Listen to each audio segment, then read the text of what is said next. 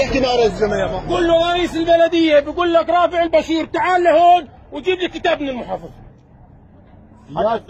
ما بيجي لهون يجي يقول لي كيفه الرئيس عم يجي، الرئيس اول امبارح اجى عليه هذا حطم هذا. لا خيو قول له تيجي قول لي على سلامتك، دفع ما احنا دافعين. قلنا له ما حدا سوى، هدول انت اللي سووها. اخي انت يا شباب يا من عام احنا وينك؟ خلصنا من الرابعه. اسمع اسمع اسمع اسمع، اعطيني رقم رئيس البلديه. اعطيني رقمه. اعطيني رقمه. اعطيني رقمه هسه بنروح على المحافظ. اعطيني رقمه 09. مش كل واحد صار يدق وصار يجي يحط حاجز. لانه خلفاني. لا تطلق مال يا زلمه. ولا تدخلوا بس يا شو فين الرقم؟ نقيني اياه. بلدية الضمير قال لي اذا ما دفع من عندي نروح نحمل. ورئيس بلدية الضمير هيك قال لي هلا منبطل الدفع. 59 59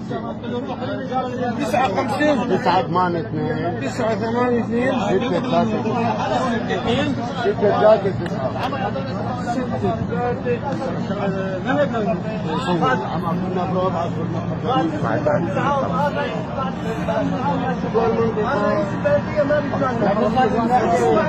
لا هذا كل بلدية بدها تكبر تصل أكثر من حق النقلة.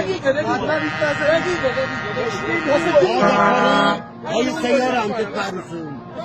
هذا الطريق من الرسوم واقف. طول بالك. لا عندي. الو السلام عليكم. الله يعطيك العافية. صلي على رسول الله. انت رئيس بلدية رحيبة؟ عمي اني شوفير من هالشوفيرية، مواطن عربي سوري.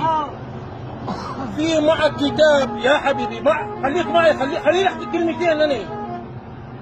خليني احكيك انا، معك كتاب رسمي من محافظ الريف بتسكر خط 600 عمرك ما تروح، كل شوفيرية تمشي.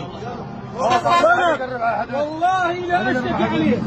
والله يا شباب يا مدنية اقسم بالله العظيم مكتب الشرع مفتوح للصغير والكبير. والله ما بتسكر بوجه مواطن. ايام الاسد خينا عليها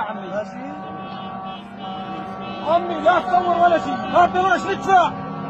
ليش مسؤول عنك انا؟ هتدفع روح العمل اللي بده يعوض.